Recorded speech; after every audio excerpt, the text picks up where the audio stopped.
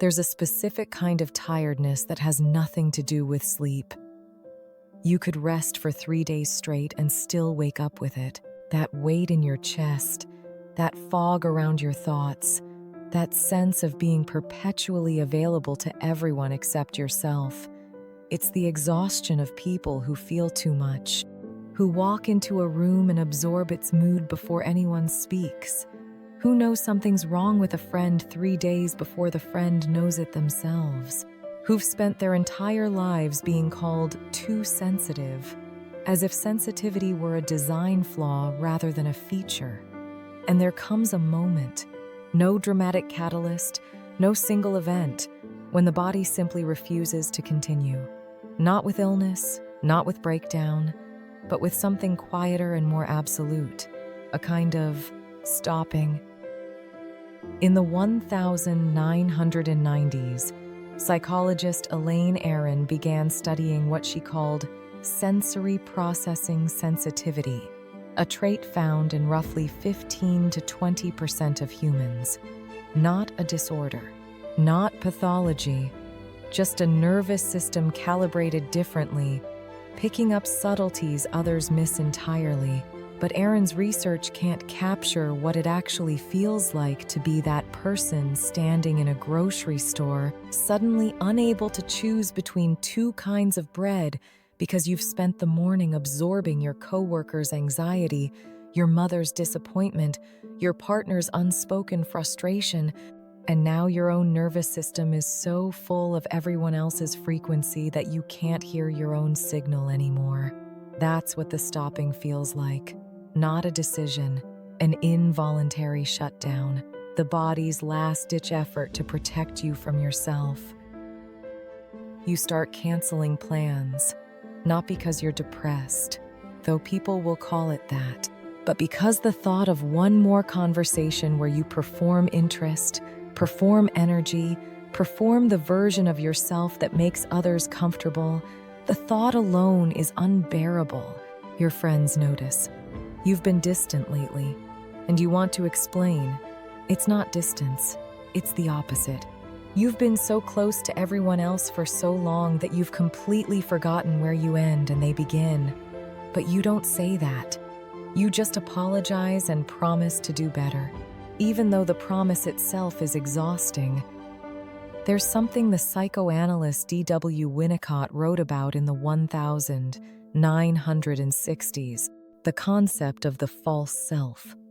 Not in the Instagram sense of being fake, but in the deeper sense of constructing an entire personality designed to protect a more vulnerable, authentic core.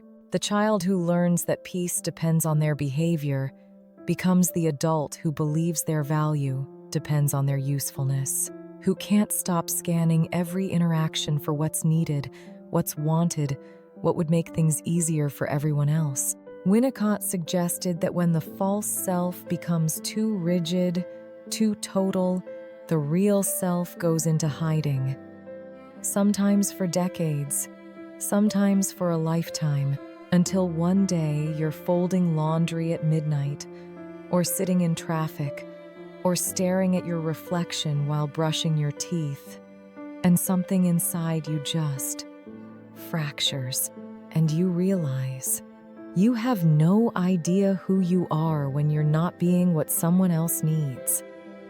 There's a woman in Copenhagen. This isn't her real name, and these aren't her exact details, but the emotional truth is real, who called off her engagement 6 weeks before the wedding, not because she didn't love him. She did, deeply, but one evening, while addressing invitations, she found herself writing her new name on an envelope, his last name replacing hers. And she had this sudden, disorienting thought, I don't know who this person is.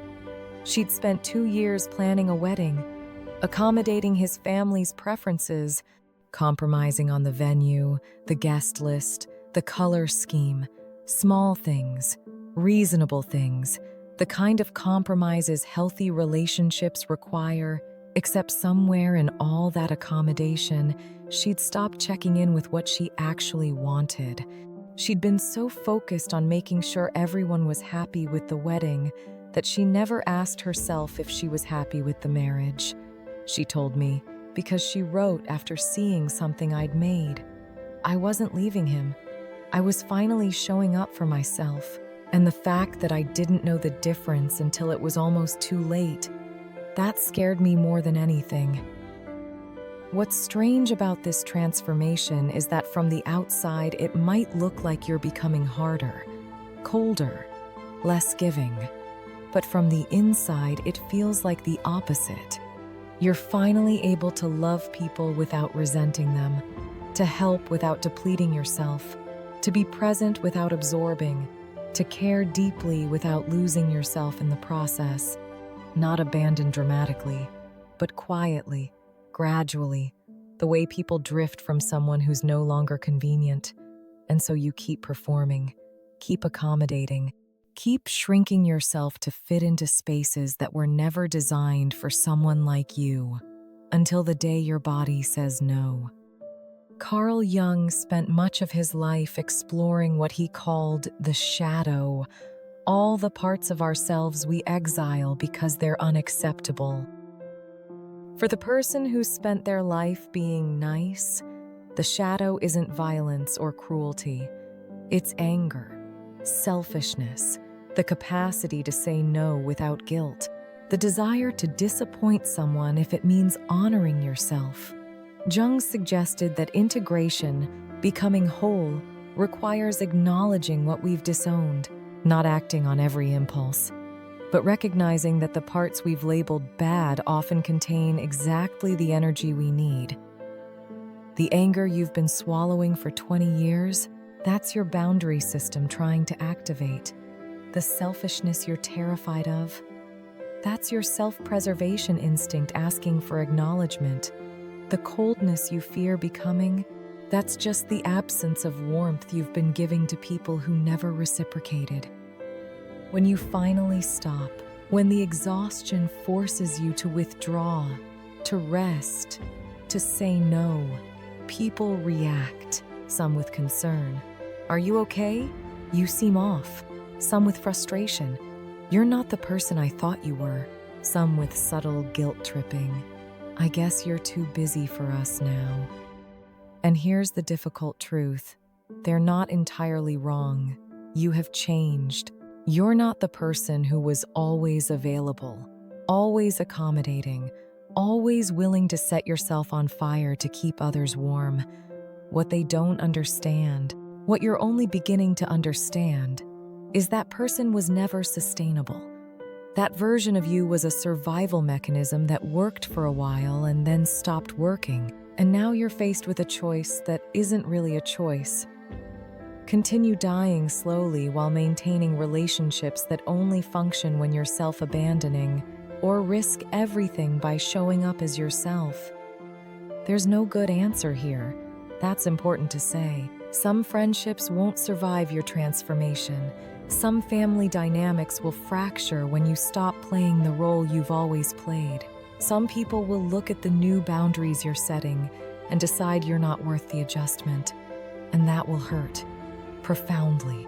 Because even though those relationships were draining you, they were familiar, safe, known. The unknown. Who you are when you're not performing. What your life looks like when you stop accommodating. That's terrifying in a different way. But here's what starts to happen in the space that opens up. You begin to notice things you'd forgotten existed. The way morning light looks when you're not rushing. The specific texture of your own preferences when you're not calculating everyone else's. The sound of your own thoughts when they're not drowned out by the noise of constant accommodation. It's disorienting at first, like learning to walk again after years in a cast. You'll second-guess yourself constantly. Am I being selfish? Should I have said yes? What if I'm wrong? But slowly, and I mean slowly, over months, not days, something shifts. The guilt around saying no starts to fade, not because you've become heartless, but because you realize that people who genuinely care about you can handle disappointment, and people who can't, might not have been loving you so much as using you. Your intuition, which has always been sharp, becomes even sharper because you're no longer doubting it to maintain the peace. When something feels off, you trust that feeling. When someone's energy doesn't match their words, you notice, and you respond accordingly, not with cruelty, but with clarity. Here's what no one tells you about being the person who feels everything. You develop an extraordinary capacity for love, for presence, for noticing the small shifts in someone's voice that reveal what they're not saying. But you also develop something else, a belief. So deep you don't even recognize it as a belief. That your value is conditional. That love must be earned. That if you stop being useful, if you stop being easy, if you stop carrying the emotional weight of the room, you'll be abandoned. You're finally able to love people without resenting them, to help without depleting yourself, to be present without absorbing, to care deeply without losing yourself in the process. Because the love you were giving before, that endless, self-sacrificing, boundary-free love, it wasn't sustainable. It was borrowed from your own reserves, and you've been running on empty for years. Real love, the kind that actually nourishes everyone involved, can only come from overflow, from a place of already being full, from someone who knows where they end and others begin. There's no timeline for this, no 5 steps, no moment where you'll feel done. Some days you'll wake up and feel solid in yourself, clear, rooted. Other days you'll wake up terrified that you've made a terrible mistake, that you should apologize to everyone, that you should go back to being who you were. And maybe, on those days, you will backslide. You'll say yes when you mean no. You'll accommodate when you should hold firm. You'll perform the old version of yourself because it feels safer. That's not failure. That's just the reality of unlearning decades of conditioning. So maybe the question isn't, how do I stop being so sensitive? Maybe it's, what if the sensitivity was never the problem? What if the exhaustion isn't a sign that you're weak, but a sign that you've been strong in ways that don't serve you anymore? What if the breaking isn't collapse, but molt, the painful shedding of a self that no longer fits? What if, on the other side of all this isolation and doubt and discomfort, there's not a fixed, perfect version of you waiting to emerge, but just you, unperformed, unfiltered, taking up exactly the space you need, not because you've healed or transcended or become enlightened, but because you've finally gotten too tired to be anyone else. The quiet that follows the exhaustion isn't empty. It's the sound of your own voice, learning to speak again. And maybe that's enough.